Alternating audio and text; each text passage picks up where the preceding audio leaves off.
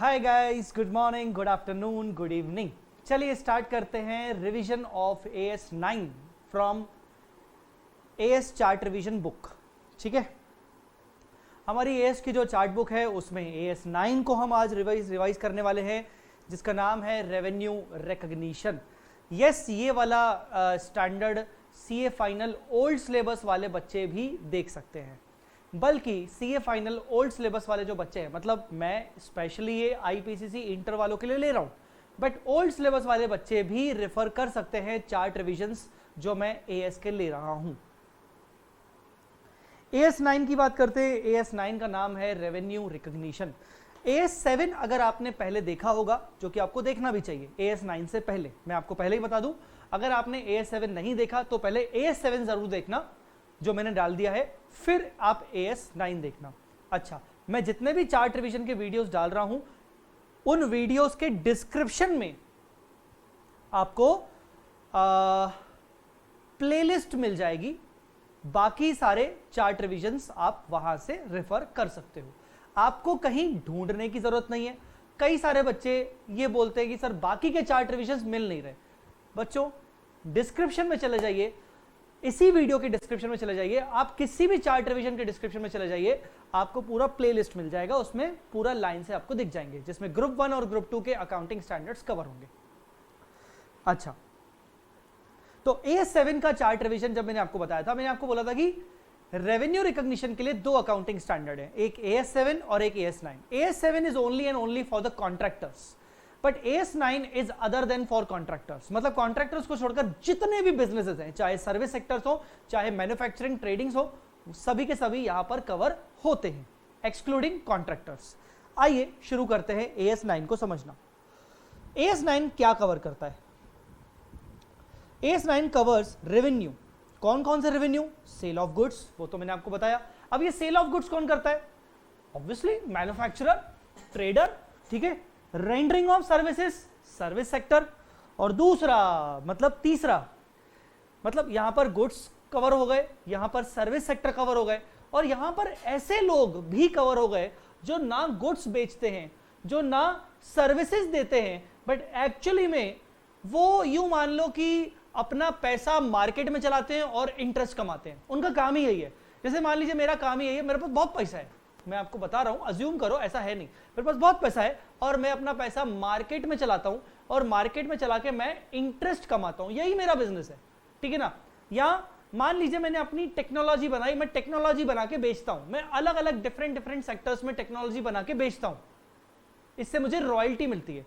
तो ऐसे भी क्लास ऑफ पर्सन होते हैं जहां इंटरेस्ट कमाया जाता है या रॉयल्टी कमाया जाता है, या फिर ऐसे टाइप के इन्वेस्टर्स होते हैं जिनका काम ही है, जिनका धंधा ही यही है कि कंपनी के शेयर्स में इन्वेस्ट करो और डिविडेंड कमाओ, डिविडेंड कमाओ, डिविडेंड कमाओ। पर सर डिविडेंड तो सारी कंपनीज नहीं बांटती, हाँ ना, जो जो कंपनीज डिविडेंड पे करती हैं उनसे बस डिविडेंड कमाते रहो, हमारी यही इनकम है। तो बेसिकली अगर ऐसे भी हैं डिविडेंड इनकम कमाना, तो वो भी एक बिजनेस हो गया एक तरीके से। पर हमारा प्राइमरी मोटिव अगर वही है तो फ्रॉम द इंटरप्राइज रिसोर्सेज, यहां पर रिसोर्सेज मतलब money used by others. Technically मतलब यूं समझो कि मैं अपना पैसा किसी और को दे रहा हूं, तो मेरा पैसा कोई और यूज कर रहा है, जिससे मुझे सामने वाले से इंटरेस्ट मिल रहा है, मैंने क्योंकि लोन दिया, जिससे मुझे सामने वाले से रॉयल्टी मिल रहा है क्योंकि मैंने उसको अपनी टेक्नोलॉजी, मेरा रिसोर्स, यहां पर मनी बोल सकते हो रिसोर्स, या टेक्नोलॉजी बोल सकते हो, या फिर मैं किसी कंपनी के शेयर्स में पैसा इन्वेस्ट कर रहा हूं जिससे मुझे डिविडेंड मिल रहा है। तो ऐसे सारे रेवेन्यूज कवर होते हैं। तो रेवेन्यू यहां पर तीनों के तीनों कवर होंगे। पहला सेल ऑफ गुड्स, दूसरा रेंडरिंग ऑफ सर्विसेज, तीसरा इंटरेस्ट या फिर रॉयल्टी या फिर डिविडेंड। कहां से आया? From enterprise resources used by others. Enterprise के रिसोर्सेज को कोई और यूज कर रहा है, ठीक है। दूसरी बात डज नॉट कवर। हाँ, इस AS9 में कुछ इनकम्स कवर नहीं होंगी। अच्छा, आप जानते हैं रेवेन्यू और इनकम में क्या फर्क होता है? बेटा, all revenues are incomes but all incomes are not the revenues. Revenue मतलब हम वर्ड तभी यूज करते हैं जब हमारा मेन बिजनेस एक्टिविटी से कोई इनकम जुड़ा हुआ है। बट अगर हम इनकम की बात करें तो इनकम आपका मेन बिजनेस एक्टिविटी से भी हो सकता है and other than business activity से भी हो सकता है, ठीक है। तो अब हम यहां पर बात कर रहे हैं कि कुछ ऐसी इनकम्स हैं जो क्योंकि वो आपके मेजर ऑपरेटिंग बिजनेस से जुड़ी हुई नहीं है, जो आपका इंसिडेंटल टू बिजनेस नहीं है, तो इसलिए वो आपके AS9 में कवर नहीं है, वो अदर किसी AS में कवर होंगे। जैसे profit on sale, settlement, revaluation of fixed asset और लायबिलिटी। अब यहां पर लायबिलिटी के लिए वर्ड बोला गया है सेटलमेंट का, profit on settlement of liability. हो सकता है कभी कभार आप अपनी लायबिलिटी को सेटल कर रहे हो, जैसे आपको अपने क्रेडिटर को 30,000 रुपीज पे करने थे बट आपने उसको 28,000 में सेटल कर दिया। आपके बुक्स में क्रेडिटर दिख रहे थे 30,000 के बट आपने उसको 28 में सेटल कर लिया, 2,000 का आपका डिस्काउंट हुआ। क्या ये आपका रेवेन्यू है? नहीं, ये आपका AS9 का रेवेन्यू नहीं है। आपका इनकम जरूर है पर आपका AS9 का रेवेन्यू नहीं है। आपने अपने पास, आपके पास एक फिक्स्ड असेट था, आपने उसको बेच दिया, आपको प्रॉफिट हो गया, क्या आपको ये इनकम हुआ? यस, बट आपका ये AS9 का रेवेन्यू नहीं है। तो यहां पर ये वाले जो भी प्रॉफिट्स और लॉसेस और गेन्स एंड लॉसेस होते हैं असेट को बेचने पर, रियलाइज करने पर, लायबिलिटी को सेटल करने पर, वो आपके AS9 में कवर नहीं होते। उनके लिए अलग अलग AS, जैसे फिक्स्ड असेट के लिए AS10 कवर है।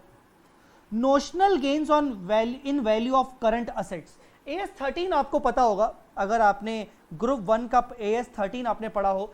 हम जब करंट असेट्स को मार्केट पे वैल्यू करते हैं, ठीक है ना, हम जब करंट असेट को मार्केट पे वैल्यू करते हैं तो हालांकि उसमें लॉस आता है, क्योंकि हम वैल्यू करते हैं कॉस्ट और fair value whichever is lower, cost और market value whichever is lower. आ रही मेरी बात समझ में कि नहीं? पर जब हम सेकंड टाइम रिवैल्यू करते हैं तो मान लो सेकंड टाइम उसकी फेयर वैल्यू, उसकी करंट मतलब फर्स्ट मान लो इनिशियली कॉस्ट थी 100 रुपए, मार्केट प्राइस था 90, तो आपने बैलेंस शीट में कितने पे दिखाया? 90 पे।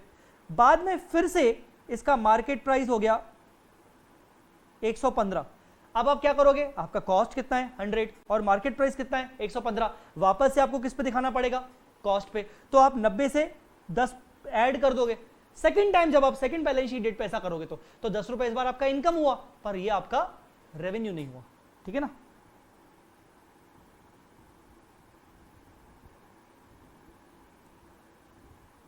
तो वो कवर नहीं होता। Revenue recognition covered in other AS like AS19 लीजेस। लीजेस हम स्टार्ट रिवीजन करेंगे, आपने लीजेस अगर मेजरली पढ़ा हो तो AS19 लीजेस में जो लेसर को इनकम जनरेट होती है, ठीक है ना, भले उसकी मेजर बिजनेस एक्टिविटी से क्यों ना हो, क्योंकि पर उसके लीजेस के लिए हमने अलग से स्टैंडर्ड बनाया हुआ है, तो वो आपका AS19 में कवर होता है।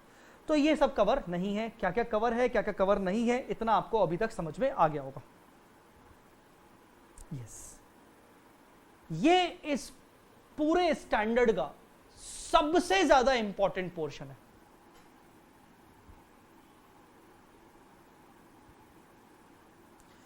AS9 का अगर क्वेश्चन आया, 95% चांसेस हैं कि AS9 के क्वेश्चन आपके प्रैक्टिकल नहीं होंगे, आपके थियोरिटिकल, स्ट्रेट फॉरवर्ड या फिर केस स्टडी बेस्ड होंगे, जहां पर आपको एक कॉमन AS9 के बारे में एक प्रोविजन तो लिखना ही पड़ेगा कि व्हेन टू रिकॉग्नाइज रेवेन्यू, हमें रेवेन्यू को रिकॉर्ड कब करना चाहिए। क्योंकि जब भी आपको AS9 का क्वेश्चन आया तो मैक्सिमम टाइम पर आपको उस क्वेश्चन, उस केस स्टडी में सबसे पहले यही पूछा जाता है कि भैया बताइए कि ये रेवेन्यू रिकॉग्नाइज कब करना चाहिए। तो आपको कुछ कंडीशंस लिखनी पड़ती हैं। ये इतना इंपॉर्टेंट पार्ट है कि आपको ये रटना पड़ेगा, मैं साफ साफ कह रहा हूं। अब कंडीशन कैसे रटोगे, मैंने यहां पर बताया है थोड़ा सा इजी करके कि भाई कुल मिला के कंडीशन 4+1 है। अब ये 4+1 क्यों है मैं आपको बता रहा हूं। ये 1, ये 2, ये 3, ये 4 प्लस ये 1। अब मैंने +1 क्यों लिखा बता रहा हूं। कुल मिला के रेवेन्यू को रिकॉर्ड करने की कुछ कंडीशंस हैं। आइए पहली कंडीशन को समझते हैं। Significant risk and rewards of ownership is transferred. क्या जब आप सेल ऑफ गुड्स कर रहे हो या जब आप सर्विसेज दे रहे हो तो क्या आपने major risk and rewards transfer कर दिया? आपने control over goods, control over services, whatever you are providing, आपने वो प्रोवाइड कर दिया, ठीक है ना। अब सर्विस के केस में ऑब्वियसली हम ओनरशिप की बात नहीं कर सकते, तो आप गुड्स के केस में सोच लो। तो क्या गुड्स के केस में आपने रिस्क एंड रिवॉर्ड्स ट्रांसफर कर दिए क्या? हाँ कर दिए, चलो बहुत बढ़िया, रेवेन्यू रिकॉग्नाइज कर सकते हो, पर चारों की चारों कंडीशन फुलफिल होनी चाहिए। Entity does not retain any effective control. आपने ओनरशिप तो दे दी, पर अभी भी ऐसा तो नहीं, ओनरशिप तो आपने लीगली ट्रांसफर कर दी, पर अभी तक आपके पास गुड्स का कंट्रोल बचा हुआ है। क्या entity does not retain, entity के पास कोई कंट्रोल नहीं होना चाहिए और any effective control over the goods sold nor any managerial involvement. Managerial involvement मतलब इट्स लाइक यूं समझो, मैंने आपको गुड्स बेचे और आपने अभी तक मेरे यहां से डिलीवरी नहीं ली, तो क्योंकि आपने डिलीवरी नहीं ली, मेरे पास गुड्स की शॉर्टेज हो रही है, मेरे पास कोई दूसरा कस्टमर आया, उसने बोला कि गुड्स दीजिए, मैंने सोचा यार सामने वाले, मैंने आपको जो गुड्स बेचे थे उसकी डिलीवरी तो अभी आपने ली नहीं, मेरे पास ही पड़ा है, मैंने सोचा यार ये वाले गुड्स पड़े हैं, एक काम करता हूं इन्हीं को दूसरे को कल कस्टमर को बेच देता हूं, जो पहला वाला कस्टमर उसको बाद में नए वाले गुड्स बना के दे दूंगा। क्या ऐसा मैं कर पा रहा हूं? क्या कर पा रहा हूं? इसका मतलब अभी भी मेरा इफेक्टिव कंट्रोल गुड्स पे है, मेरा इन्वॉल्वमेंट है, मैनेजरियल इन्वॉल्वमेंट। इसका मतलब मैं रेवेन्यू रिकॉर्ड नहीं कर सकता। मुझे चारों की चारों कंडीशन फुलफिल करनी है, चारों में से कोई एक होगी तो ऐसा नहीं, चारों की चारों। तो मैंने ownership, risk and rewards, significant risk and rewards transfer कर दिए, मेरा कोई कंट्रोल नहीं है गुड्स के ऊपर, इफेक्टिव कंट्रोल नहीं है, मैनेजरियल इन्वॉल्वमेंट नहीं है। इफेक्टिव कंट्रोल मतलब हाँ ये है कि मुझे इसको संभाल के रखना है, पर मैं किसी और को बेच नहीं सकता। Revenue and cost reliably measurable, सीधी बात है, जो रेवेन्यू, जो मुझे कंसिडरेशन मिलने वाला है, यहां पर सीधी बात है कंसिडरेशन, और जो मैंने उन गुड्स को बनाने की कॉस्ट इनकर की है, क्या मैं उसको मेजर कर सकता हूं कि नहीं। सर्टेनिटी ऑफ कलेक्शन, सबसे इंपॉर्टेंट, ये वाली बहुत इंपॉर्टेंट है कि at the time of recognition of revenue आपको ये चेक करना पड़ेगा कि क्या आपका सर्टेनिटी है कलेक्शन का। अगर कलेक्शन का सर्टेनिटी है तो डेफिनेटली आप रेवेन्यू रिकॉर्ड करोगे। ठीक है, ये हो गई आपकी चार कंडीशन। अब सर्विस के केस में एक कंडीशन एक्स्ट्रा है, क्या? क्योंकि सर्विस के कंडीशन में आपकी फर्स्ट वाली कंडीशन रिस्क एंड रिवॉर्ड्स वाली तो फॉलो होगी नहीं, तो आपको क्या बोलना पड़ेगा? Stage of completion can be measured reliably in case of services, goods के केस में नहीं। अब सर्विस के केस में क्या होता है, अगर आपकी कंटिन्यूस सर्विस है तो क्या आप percentage of completion of service reliably measure कर पा रहे हो कि नहीं? मतलब आप इतना बता सकते हो कि नहीं कि आपने कितना कितना सर्विस प्रोवाइड कर दिया, कितना कितना परसेंटेज ऑफ सर्विस दे दिया। अगर आप ये रिलायबली मेजर कर सकते हो तो आप सर्विस के केस में रेवेन्यू बुक कर सकते हो। तो कुल मिला के 4+1 कंडीशन से रेवेन्यू रिकॉग्नाइज कब करना चाहिए? पहला, significant risk and rewards incidental to ownership must be transferred, no managerial involvements और no effective control must be retained over the goods. Third, certainty of collection. Fourth क्या था? Revenue and cost must be measured reliably. और fifth, only for service is stage of completion can be measured reliably. ये 5 condition रट लेना बिल्कुल मेरे, मैं आपको बता रहा हूं, अगर रेवेन्यू AS9 पर क्वेश्चन आपको लिखना पड़ा तो 99% केसेस में आपको ये प्रोविजन लिखना ही पड़ेगा। सर्टेनिटी ऑफ कलेक्शन के केस में एक इंपॉर्टेंट पॉइंट यह है कि if anyone is uncertain, sorry, पांचों कंडीशन के लिए आपका ये इंपॉर्टेंट पॉइंट है कि इफ एनीवन इज अनसर्टेन, अगर आपकी पांचों कंडीशन फुलफिल नहीं होती या 5 में से कोई एक आध कंडीशन फुलफिल नहीं होती, तो आप बोलोगे यार कंडीशन पूरी फुलफिल हो नहीं रही, postpone the revenue, postpone the recognition. आप रेवेन्यू रिकॉग्नाइज नहीं करोगे जब तक आपकी ये सारी कंडीशन फुलफिल नहीं हो जाती। आपकी ये सारी कंडीशन फुलफिल हो गई, बाद में जाके कुछ कंडीशन ब्रेक हो गई, पहले इनिशियली आपकी सारी कंडीशन फुलफिल हो गई तो आपने रेवेन्यू बुक कर लिया, बाद में आपकी कंडीशन कोई एक आध ब्रेक हो गई, जैसे सर्टेनिटी ऑफ कलेक्शन, बाद में आपको लगा अरे यार अब दिक्कत है क्योंकि कस्टमर का कंडीशन खराब है, तो आप बाद में प्रोविजन क्रिएट करोगे। क्योंकि आप रेवेन्यू बुक कर चुके होगे तो आप रेवेन्यू रिकॉग्नाइज को रिवर्स नहीं कर सकते हो, आप बाद में प्रोविजन क्रिएट कर लोगे। Make a provision, do not adjust the revenue, मतलब आप रेवेन्यू रिकॉग्निशन को रिवर्स नहीं करोगे। ये कंडीशन, ये इस चार्ट रिवीजन का सबसे इंपॉर्टेंट पोर्शन है। हाँ, how to decide performance as achieved, ये पॉइंट मैं अगर आपको नहीं भी पढ़ाऊं तो भी कोई दिक्कत नहीं है। सेल ऑफ गुड्स में उसी ऊपर वाली कंडीशन को इन्होंने यहां पर हमने थोड़ा सा एलोबरेट किया है कि सेल ऑफ गुड्स में अगर आप प्रॉपर्टी ट्रांसफर कर देते हो, रिस्क एंड रिवॉर्ड्स ट्रांसफर कर देते हो, आपका कोई इफेक्टिव कंट्रोल नहीं है, तो आप सेल ऑफ गुड्स के केस में रेवेन्यू बुक कर लो। सर्विस के केस में कॉन्ट्रैक्ट फुल्ली कंप्लीट, अगर आपका छोटा मोटा कॉन्ट्रैक्ट है, मतलब छोटा लाइफ का कॉन्ट्रैक्ट है जिसका टर्म कम है, तो ऐसे केस में फुल्ली कंप्लीट कर लिया, रेवेन्यू बुक कर लो। शॉर्ट टर्म कॉन्ट्रैक्ट है तो, अगर लॉन्ग टर्म कॉन्ट्रैक्ट है, 1 साल से ज्यादा टाइम लगेगा, तो प्रोपोर्शनेट कंप्लीशन के हिसाब से आप रेवेन्यू बुक करोगे। Some special points, mere postponement of delivery does not alter the period of recognition. ऐसा नहीं कि कस्टमर ने आपसे मान लीजिए पूरा का पूरा कंट्रोल ले लिया, ओनरशिप ले ली, आपको पेमेंट कर दिया, उसने आपको ये बोला कि डिलीवरी अभी वो आपसे लेगा नहीं, डिलीवरी वो बाद में लेगा। अब आप मेरे केस में ले लो, मैं जब अपने प्रिंटर से बुक्स छपवाता हूं तो मैंने मान लीजिए अगर उससे 15 लाख रुपए का बुक्स एक ही बार में छपवा लिया, तो मैं उसको बोलता हूं भाई साहब मेरे पास जगह नहीं है रखने की, ना मेरे पे घर पे, ना मेरे भोपाल वाले ऑफिस में, ना मेरे पुणे वाले ऑफिस में। एक काम कर, मैंने तेरे से 1000 बुक्स अगर छपवाई हैं तो 1000 में से तू मुझे 500 बुक्स की डिलीवरी अभी दे दे, बाकी 500 बुक्स की डिलीवरी तू मुझे बाद में दे देना। दैट डजंट मीन्स कि वो रेवेन्यू सिर्फ 500 बुक्स के केस में रिकॉर्ड करेगा, बाकी 500 बुक्स के रिकॉर्ड के केस में भी वो रिकॉर्ड करेगा। आई बात समझ में?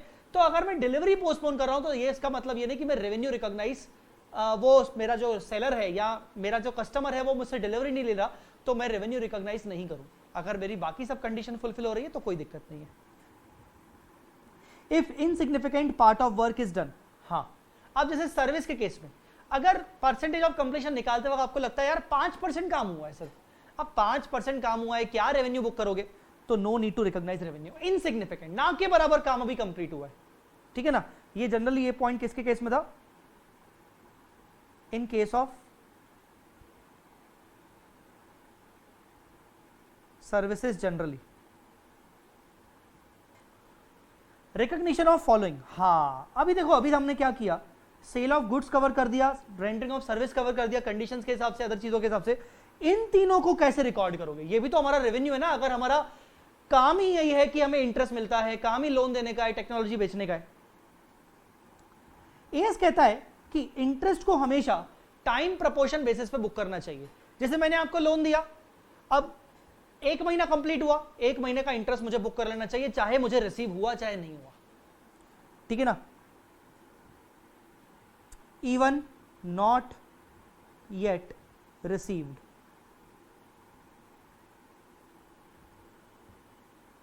इन कैश। रॉयल्टी को एक्रूअल बेसिस पे, रॉयल्टी को भी आप एक्रूअल बेसिस पे बुक करोगे as per the substance of the agreement. Substance of the agreement, royalty मैंने आपको टेक्नोलॉजी बेचा, ठीक है ना, एग्रीमेंट के हिसाब से मुझे रेवेन्यू बुक करना चाहिए। एग्रीमेंट क्या कहता है कि क्या जब तक, जैसे मान लीजिए मैंने मुझे बुक्स के ऊपर रॉयल्टी मिलनी है, मैंने एक बुक लिखी, पब्लिशर कोई और है, वो बेचेगा फ्लिपकार्ट के थ्रू, अमेजॉन के थ्रू, कैसे भी बेचे, उसका मतलब है मेरे को हर बुक पर वो सीधी बात है रॉयल्टी देगा 500 रुपीज के हिसाब से।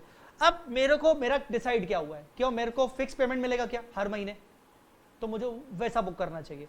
क्या ऐसा है क्या कि वो जितने किताबें सेल करेगा उसके हिसाब से मुझे रॉयल्टी मिलेगी? तो उसके अकॉर्डिंग मैं नंबर ऑफ बुक्स सेल के हिसाब से मैं उससे लेता रहूंगा और मैं बुक करता रहूंगा।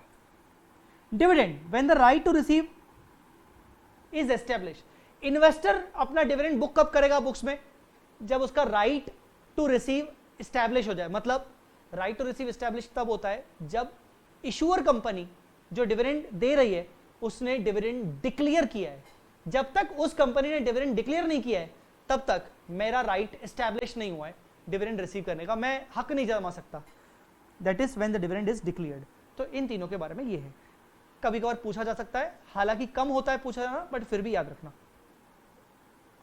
ये कुछ एग्जाम्पल्स हैं, सम स्पेशल केसेस बोलो या फिर कुछ एग्जाम्पल्स बोलो आपके गुड्स के केस में और सर्विसेज रेंडर्ड के केसेस में। सेल ऑफ गुड्स में क्या एग्जाम्पल है? Bill and hold sales. Bill and hold मतलब तुम मेरे कस्टमर हो, तुमने मुझे बोला कि मैं आपको बिलिंग कर दूं पर गुड्स को अभी होल्ड करके रखूंगा, डिलीवरी आप बाद में लोगे, ठीक है, कोई बात नहीं। डिलीवरी से मतलब नहीं, क्या मैंने ओनरशिप तुम्हें दे दी, टाइटल तुम्हें ट्रांसफर कर दिया, मेरा कोई इफेक्टिव कंट्रोल नहीं ना, कोई दिक्कत नहीं, मैं सेल बुक कर लूंगा। When the buyer takes title, takes title लिखा है, टेक्स फिजिकल डिलीवरी नहीं लिखा। Goods shift subject to customer approval, अरे कस्टमर अप्रूवल, अगर कस्टमर का अप्रूवल जब तक नहीं आया तब तक मैं रेवेन्यू बुक नहीं करूंगा, या तो अप्रूवल हो जाए या तो टाइम लैप्स हो जाए। कंसाइनमेंट सेल, ये थर्ड होगा actually. Consignment sale, consignment sale में कंसाइनर कंसाइनी को गुड्स बेचता है, भेजता है, फिर कंसाइनी बेचता है। जब तक कंसाइनी सेल नहीं कर देता एक्चुअली तब तक कंसाइनमेंट में कंसाइनर सेल बुक नहीं करेगा। आपने सीए फाउंडेशन इंटर में पढ़ा होगा। Cash on delivery sale, Flipkart Amazon, cash on delivery हम जनरली मंगवाते हैं, कोविड-19 में कैश ऑन डिलीवरी बंद हो गया है, जब तक कैश रिसीव नहीं हो जाए तब तक रेवेन्यू बुक नहीं करेंगे। Service rendered, installation fee with reference to stage of completion, जैसे जैसे आपका इंस्टॉलेशन कंप्लीट होता जाता है। मीडिया कमीशन, मीडिया कमीशन वो एडवर्टीजमेंट्स, मैंने मान लो बोल दिया आज तक वालों को कि मेरा एडवर्टीजमेंट चलाओ, ठीक है ना, मेरा एडवर्टीजमेंट चलाओ, मेरी कोचिंग क्लास का एडवर्टीजमेंट चलाओ तुम अपने चैनल पे, नीचे वो पट्टी में आना चाहिए, ठीक है। जैसे ही वो एडवर्टीजमेंट चला मैं उनको कमीशन प्रोवाइड करूंगा उनका, हो गया। तो एडवर्टीजमेंट जब जब चलेगी उसके मतलब जैसे ही एडवर्टीजमेंट अपीयर हो गई, मैंने उनको मतलब वो अपना रेवेन्यू बुक कर सकते हैं।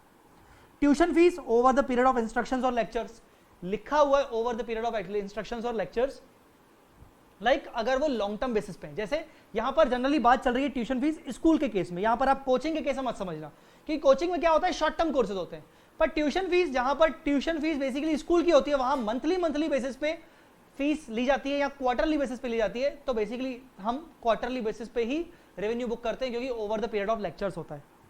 Franchise fee depends on the agreement, agreement पे डिपेंड करता है फ्रेंचाइजी फीस का क्या है, परसेंटेज के बेसिस पे मिलेगा कि सेल के बेसिस पे मिलेगा, वॉटएवर अकॉर्डिंग टू एग्रीमेंट, जैसे रॉयल्टी का बताया मैंने। Fee from development of customise software, मैंने कस्टमाइज, आपने मुझसे सॉफ्टवेयर बनवाया आपके इंडस्ट्री के according with reference to the stage of completion including post delivery support service stage, stage of completion के हिसाब से, क्योंकि ये भी एक सर्विस है, आप मुझसे सॉफ्टवेयर बनवा रहे हो तो स्टेज ऑफ कंप्लीशन के हिसाब से मतलब परसेंटेज ऑफ कंप्लीशन मेथड पे हम बुक करेंगे। So guys this was AS9, बहुत ही छोटा सा स्टैंडर्ड है, बट यस कई सारे बच्चों को डर लगता है इस स्टैंडर्ड से क्योंकि इसके जो क्वेश्चंस हैं वो थ्योरी बेसिस पे क्वेश्चंस होते हैं। मैं आपको स्पेसिफिकली रिकमेंड करूंगा कि AS9 बिल्कुल मत छोड़ के जाना, इसका चार्ट रिवीजन आपको बहुत ईजी लगेगा, बट मैं आपको स्पेसिफिकली रिकमेंड करूंगा कि आप इसके जितने भी क्वेश्चंस हो कोशिश करके आप सारे के सारे करना, स्पेशली मेरे इंटर के स्टूडेंट्स जिनके पास मेरा क्वेश्चन बैंक है, अगर आपके पास मेरा क्वेश्चन बैंक है तो वहां से भी आप क्वेश्चन जरूर करके जाना, आप RTP के क्वेश्चन, MTP के क्वेश्चन सब करके जाना, ठीक है ना। क्वेश्चन बैंक में मैंने RTP MTP पास एग्जाम कवर किया है, बट जो जिन बच्चों के पास मेरा क्वेश्चन बैंक नहीं है वो RTP MTP ये सब कवर जरूर करके जाना, ठीक है। चलिए AS9 हो गया, अगले लेक्चर में मिलेंगे, अभी के लिए इतना ही, बाय बाय, धन्यवाद, थैंक यू सो मच, जय भारत, बाय बाय।